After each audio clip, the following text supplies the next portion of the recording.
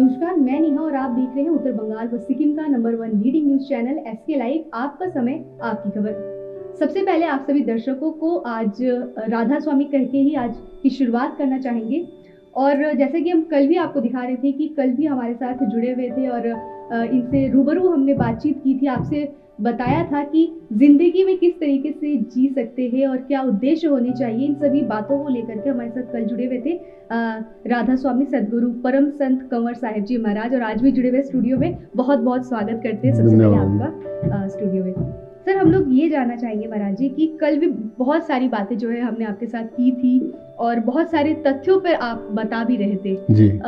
और आज से अगर हम बात करें तो आज भी आप हमारे साथ जुड़े हुए, इसके लिए तो बहुत बहुत धन्यवाद। हम आपसे ये जानना चाहेंगे कि ये जो आध्यात्मिक जीवन है, व्यक्ति की जिंदगी में एक आध्यात्म की क्या महत्व रहती है? आध्यात्मिक तो वास्तविक जीवन ही इंसान का हुआ है। बाकी जितने भी कार्य किए जाते हैं वो तो सब जीवों में समान है, खाना पीना जीना, लेकिन वो बेचारे नहीं जानते कि जीवन का उद्देश्य क्या है। लेकिन परमात्मा ने इंसान को ये अवसर दिया है कि वो परमात्मा को पहचान के अपने जन्म मरण के बंधन से मुक्त हो जाए और बार बार इन योनियों में आना जाना छूट जाए। तो बिना आध्यात्मिकता के बिना प्रभु की भक्ति के बिना उसको जाने वो संभव नहीं हो सकता।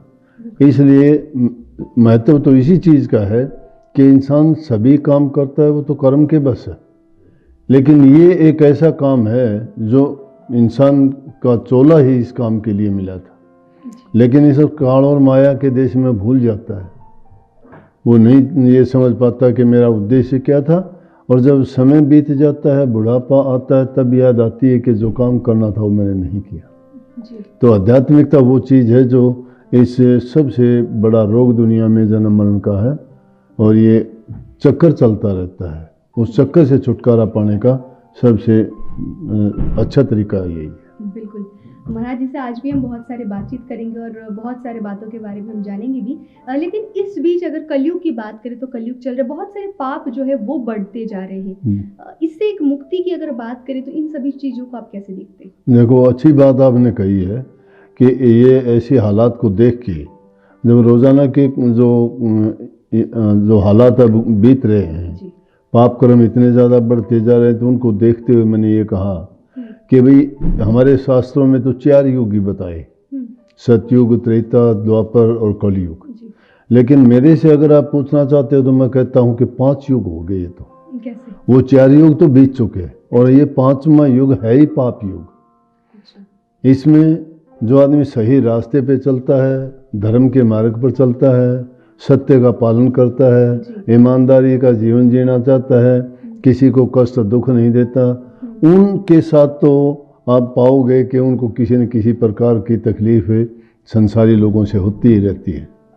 और पाप कर्म इतने बढ़ते जाते हैं कि उनके बारे में इंसान को कोई घृणा ही नहीं है। इंसान को मार देता है पाप कर्म करते हुए, उनको पाप का बोध नहीं होता।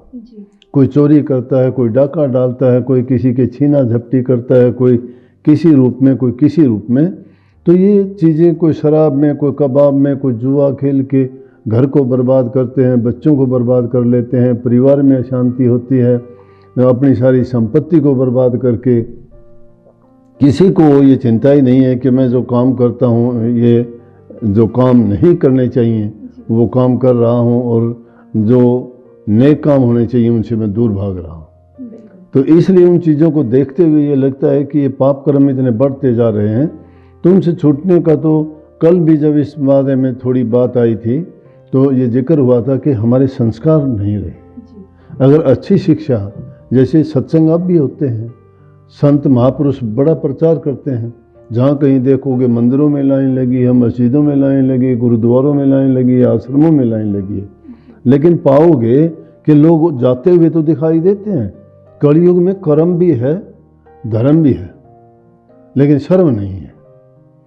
कर्म करते हैं लोग, धर्म के मार्ग पर चलते हुए भी दिखाई देते हैं। जहाँ कहीं जाओगे इतनी भीड़ मिलेगी, देख के हैरान हो जाओगे कि इतने लोग धर्म का पालन करते हैं। लेकिन कर्म देखोगे, कर्म उनका नहीं बदलता है। क्योंकि मंदिर, मस्जिद, गुरुद्वारों में, सत्संगों में गुरुओं के पास जाते हैं और जाने के बाद भी उनके काम अगर देखते हैं तो वही काम है पाप कर्म। इसलिए ये पाप कर्म बढ़ते जा रहे हैं। तो हमें चाहिए कि जो हमारे महापुरुषों ने रास्ते दिखाए हैं, सत्य धर्म का पालन करना चाहिए। किसी दूसरे इंसान के हक की कोई चीज़ को छीनने का प्रयास नहीं करना चाहिए। जितना हमसे हो सके दूसरे को खुशी देने के लिए और अपनी नेक कमाई पर हमें निर्वाह करना चाहिए और उसी पर हमें ध्यान देना चाहिए कि मैं जो करता हूँ, कमाता हूँ, मेरा वही सही है। अगर ये छीना झपटी, डाके, चोरी, रिश्वतखोरी जो इंसान करते हैं तो उनका नतीजा तो आखिर में बुरा ही होता है। मैंने कभी कोई आदमी ऐसा सुखी नहीं देखा। कभी डाके डालने वाले सुखी हुए हैं? चोर उचक्के कभी उनके देखे हैं महल खड़े हुए? नहीं। जो इंसान सच्चाई से, ईमानदारी से जीता है, मानसिक शांति होती है और उसको हर प्रकार की खुशी मिलती है। चाहे उसके पास दुनियावी पदार्थों की कमी हो सकती है, लेकिन मानसिक शांति उसी के पास होगी। बिल्कुल। हम ये भी जानना चाहेंगे कि प्रभु के साथ आपकी भक्ति और आपके पर्सनल एक्सपीरियंस के बारे में अगर आप कुछ बताएं। उसके लिए ये है कि प्रभु की भक्ति को हम करते हैं, उसको अपने विचार और ख्यालात को पवित्र बनाते हैं, अपने कर्म को सुधारते हैं। जिसके कर्म अच्छे हैं, विचार अच्छे हैं, अपना संतोषी और धैर्य के साथ जो अपना जीवन जीता है, जो पाप कर्म से बचता है और नेक काम, नेक कमाई और अच्छी संगति में जो रहता है, उस आदमी को अपनी मानसिक शांति और अपने जीवन में सुख मिलता है।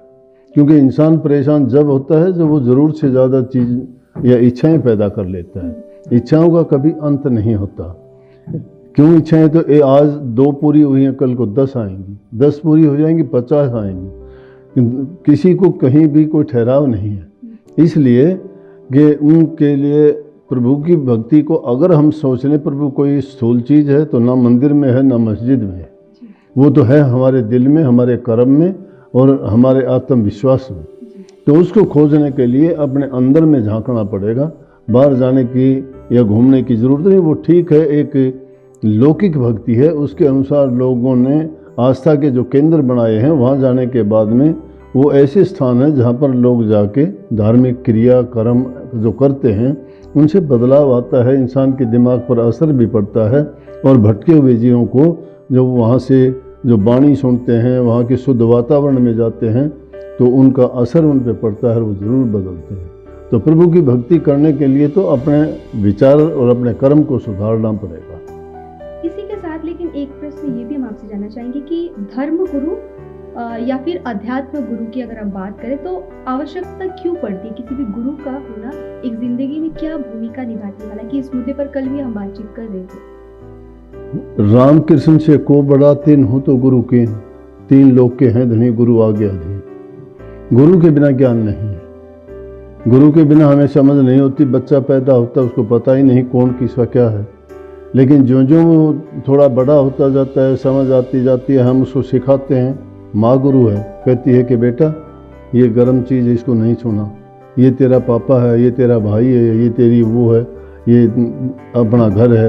वो चीज़ें उसको ज्यों ज्यों बताते जाते हैं, उन चीज़ों से उनका लगाव बढ़ता चला जाता है। तो ज्यों ज्यों उनकी जानकारी होती है, वो जानकारी देने वाला कोई तो है। बिना गुरु के ज्ञान नहीं है।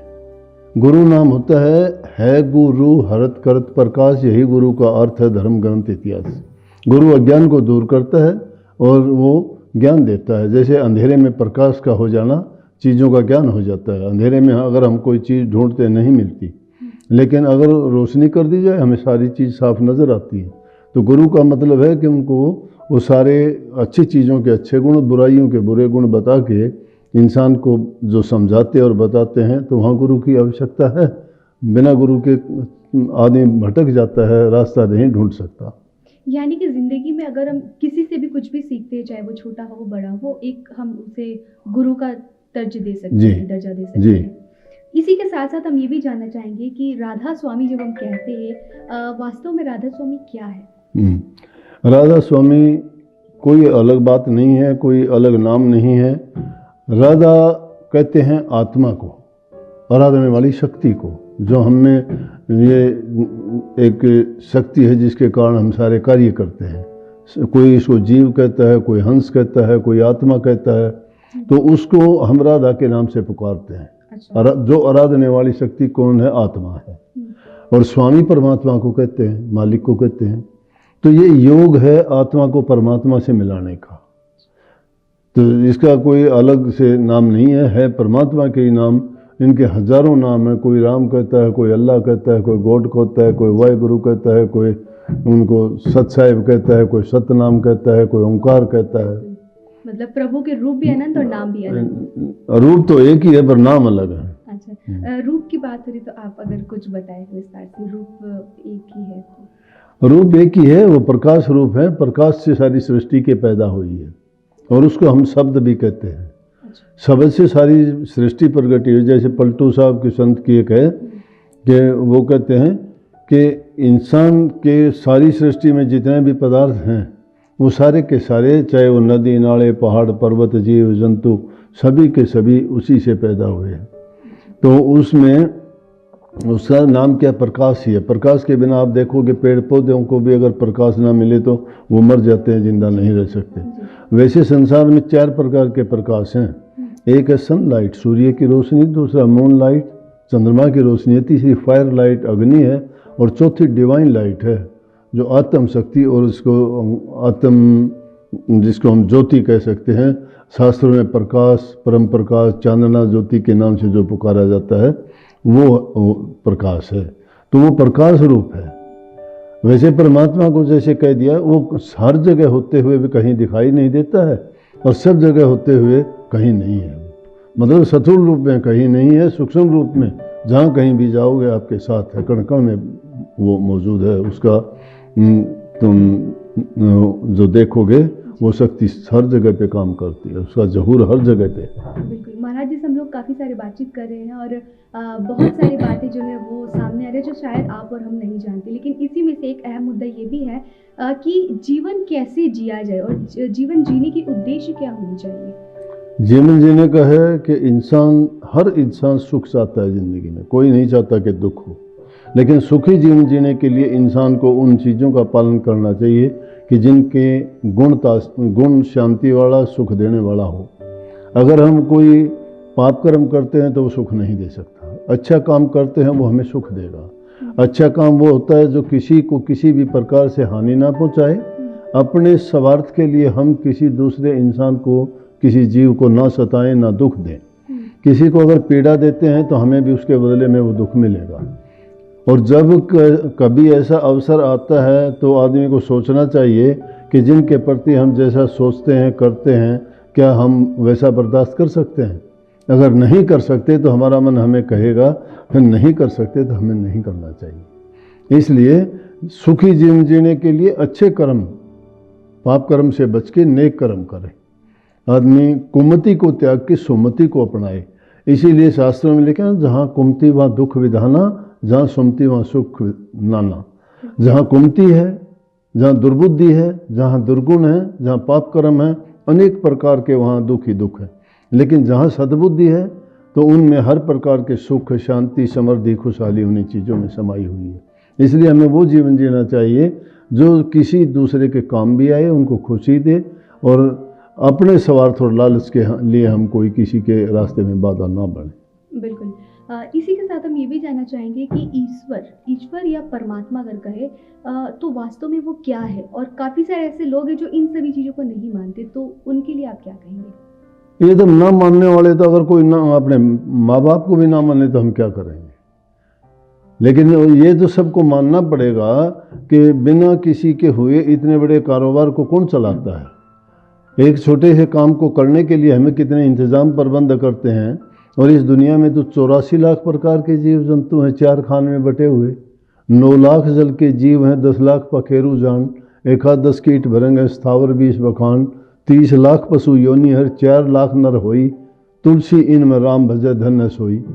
जो इतने जीव जंतु जल के जीव हैं, थल के जीव हैं और दूसरे पशु और कीट पतंग कितने हैं, उन इतने को संभालने वाला, कितनी वनस्पति पैदा होती है उनको देखो, उनके रंग बदलना, फूलों में रंग भर जाना, शाम को कुछ छोड़ते हैं, सुबह को कुछ मिलता है, कौन करके जाता है उसको। आखिर कोई शक्ति ताकत होगी वही करती है ना। अब आस्तिक आदमी तो मानेगा कि हाँ ज़रूर है, अब जो नास्तिक होगा उसको कौन समझाएगा, जो नहीं मानना चाहता। एक छोटी कहानी सुनाऊं। बिल्कुल बिल्कुल। एक बार एक महात्मा के पास, जैसे आपने प्रश्न किया इसी तरह से प्रश्न किया कि मुझे परमात्मा दिखाओ, बताओ परमात्मा कहाँ रहता है, कैसा है। अब लाख कोशिश करी महात्मा ने उसको समझाने की, बताने की कि भाई वो हर जगह होता है, वो दिखाई नहीं देता, उसका कोई रंग रूप आकार नहीं है, वो तो सूक्ष्म रूप में हर जगह है, जर्रे जर्रे में है। लेकिन उन कहने लगे नहीं मुझे दिखाओ कहाँ है। महात्मा ने सोच लिया ये ऐसे मानने वाला नहीं है, उसको उठा के एक सोटा रखा था और उसको मारा। सोटा मारने के बाद में वो कहने लगे आपने मुझे मारा है, मुझे बहुत दर्द होता है। बोला क्या होता है? बोला दर्द होता है। बोला कैसे होता है दर्द? बोला मुझे नहीं पता, दर्द बता दे कैसा होता है दर्द। बोला दर्द होता है, चोट लगी है, मुझे पता है, आपको क्या पता? बोला दर्द दिखा दे मुझे, होता कैसा है। उनकी आपस में जिद हुई, वो राजा के पास उसने जाके शिकायत की कि महात्मा ने मेरे साथ ऐसा किया।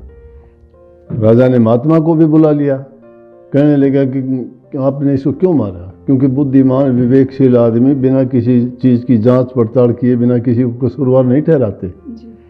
राजा ने उससे पूछा, कहने लगा कि जी ये पूछना चाहता था परमात्मा कहाँ रहता है, कैसा है, क्या करता है। तो मैंने इसको समझाने की बहुत कोशिश की, जब ये नहीं माना तो मैंने जो इसको परमात्मा बताया। बोले ऐसे परमात्मा बताते हैं? बोले जी मैंने तो इसको एक बस वो लगाया था तो ये कहता है मुझे दर्द होता है। मैं कहने लगा दर्द कहाँ होता है? बोले जी ये कहता है कि मुझे पता है, आपको कैसे पता कि दर्द कैसे? तो इसलिए जो परमात्मा में आस्था रखते हैं उनको पता है परमात्मा कहाँ है। जिस प्रकार से दर्द को आप नहीं दिखा सकते कि वो दर्द कैसा होता है, जिसको हम खुद भी नहीं जानते वो दर्द कैसा है दर्द, वो पीड़ा है हमारे शरीर में, लेकिन ना उसको देख पाते हैं, ना पकड़ पाते हैं, ना किसी को दूसरे को ये कह सकते हैं। दूसरा तो देखने वाले कहेगा कि अच्छा हट्टा कट्टा दिखाई देता है, कोई तकलीफ नहीं, दर्द कहाँ है। तो इसी प्रकार से उसने कहा कि मैंने इसको ये समझाने की बात थी और इसलिए ऐसा किया था, और मेरा इससे कोई द्वेष नहीं है कि जिस प्रकार से हम दर्द को नहीं बता सकते इसी प्रकार से परमात्मा को भी नहीं दिखा सकते। वो इसी तरह से समाया हुआ जैसे शरीर में दर्द है। बिल्कुल, मतलब निराकार रूप है, कोई आकार नहीं है। काफ़ी सारी बातें जो है वो हम सुन रहे हैं और सीखने को भी काफ़ी कुछ मिल रहा है। इसी बीच जो काफ़ी सारे रत्न होते हैं, मूंगा मोती का है या फिर बहुत सारे ऐसे रत्न होते हैं, उन सभी को लेकर के आपका क्या नज़रिया है? देखो मैं वैसे तो मुझे इन चीज़ों का मैं ना कभी इसमें चक्कर में पड़ा, ना मुझे ये ज्ञान है, लेकिन हाँ सुनते हैं, बड़ा प्रचार प्रसार है, लोगों के वहम है, कईयों के हाथ देखते हैं उंगलियों में, सब में 10 अंगूठे तक अंगूठियाँ भरी होती हैं। मुझे नहीं पता उनका क्या है, लेकिन हाँ इतनी चीज़ तो मैं ज़रूर मानूंगा कि हर चीज़ में गुण तो होता है। मिट्टी में अपना गुण है, चट्टान में अपना गुण है, तो जैसे फ्रूट्स हैं उनमें अपना अपना गुण है, अपना अपना रस है। तो हर चीज़ में अपना गुण तो है, उनका कोई ना कोई तो गुण है। जैसे एक लोहा तो आम लोहा होता है, दूसरा एक चुंबक लोहा होता है, वो दूसरे को अपनी ओर खींचता है। तो इसी प्रकार से कोई धातु ठंडक देने वाली है, कोई गर्म देने वाली है, कोई किसी रूप में, अपने अपने गुण तो हर चीज़ में है। तो उनमें भी कुछ ना कुछ तो गुण है, लेकिन मुझे ये नहीं पता किस में क्या गुण है और किस में क्या दोष है। बिल्कुल, बहुत सारी बातें कर रहे हैं महाराज जी से।